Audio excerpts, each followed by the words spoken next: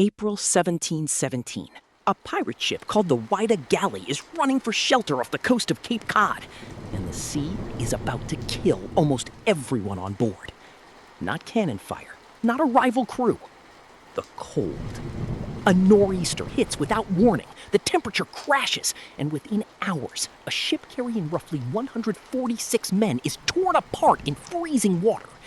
When it's over, only 2 men are still alive. This is the part nobody tells you about pirate life. Forget the treasure. Forget the flag. The single deadliest threat most pirates ever faced wasn't another ship. It was a night they couldn't get warm. Here's what modern life hides from you completely. You've never actually needed to survive the cold. You've adjusted a thermostat. That's the extent of your relationship with freezing temperatures. A pirate crew in the North Atlantic had none of that. No cabins with heat, no walls that actually blocked wind. Below deck on a wooden ship, the cold doesn't politely stay outside. It settles into the timber, into the damp air, into your bones. And it does not leave until the sun does the work no fire on that ship safely could. Because here's the detail that should genuinely surprise you. Pirates almost never kept an open flame burning through the night. A wooden ship packed with gunpowder, rope, and tar is one spark away from becoming a floating coffin. Historical accounts of shipboard life in this era consistently describe strict, sometimes brutally enforced rules around fire, often limited to a single galley stove lit for limited hours, watched constantly. At night, in genuinely freezing conditions, that fire was frequently extinguished entirely. So the question isn't just how pirates survived the cold, it's how they survived it with almost no heat source at all. The first answer is the one your grandmother could have told you. Layers. Pirate crews wore heavy wool clothing in multiple layers, and wool wasn't a random choice. Wool retains a significant portion of its insulating capacity even when wet, unlike cotton or linen, which lose almost all of theirs.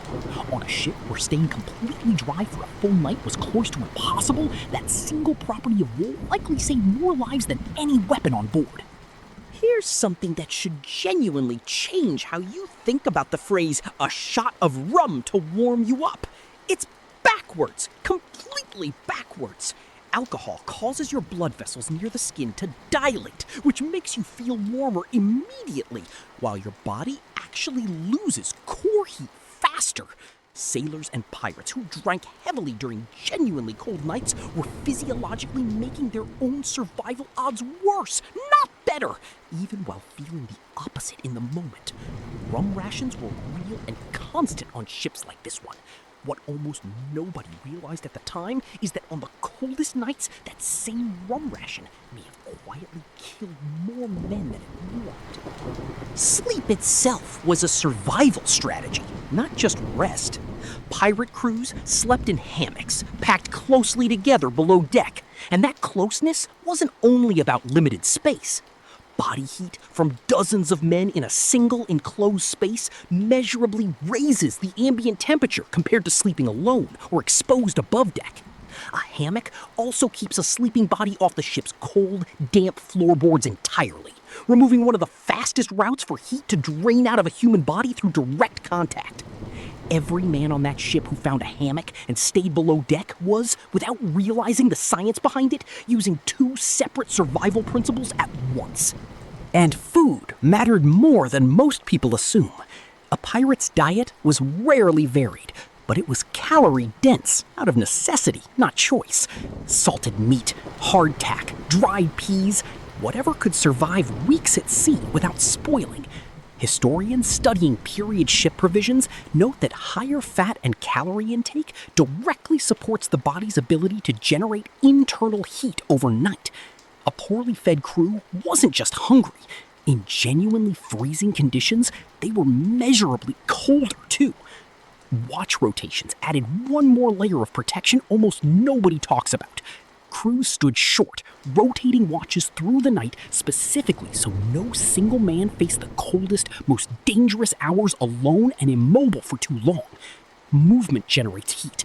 Stillness in true cold can be as dangerous as the temperature itself. None of this saved the Whydah Gally. On the night the nor'easter hit, none of it mattered anymore. Layers, hammocks, watch rotations, all of it can only do so much against open water at freezing temperature. Archaeological recovery of the wreck, beginning in the 1980s, confirmed what survivor accounts had described. A ship, and nearly every man on it, lost to a single catastrophic night of cold water and violent seas. Here's the uncomfortable part. Every single one of these survival methods, wool layering, calorie-dense food, sleeping in groups, watch rotations, all of it exists in some form today, in every genuinely cold weather expedition on Earth. Mountaineers, polar researchers, military cold weather units. The exact same principles, refined with better materials, but built on the same core ideas pirates were already using out of pure necessity 300 years ago. We didn't invent surviving the cold. We just wrote down what a doomed ship full of pirates already knew.